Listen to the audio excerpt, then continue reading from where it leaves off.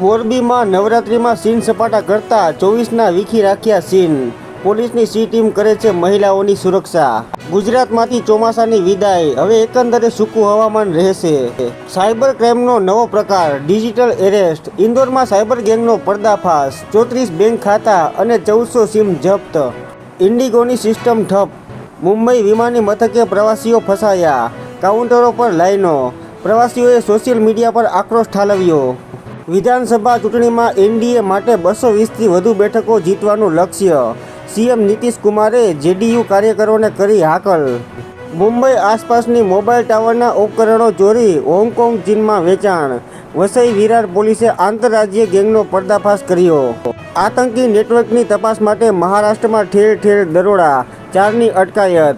NIA અને એટીએસની સંયુક્ત કાર્યવાહી।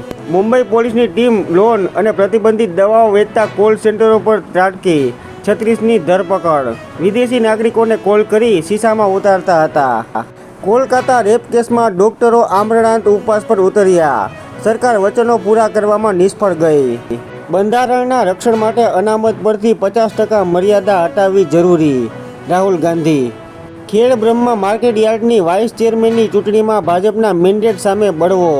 મધ્યાહન ભોજન યોજનાના બાળકોની કફોડી સ્થિતિ, અમરેલી જિલ્લામાં 97,000 બાળકો પરીક્ષા સમયે ભૂખ્યા રહે તેવી સ્થિતિ।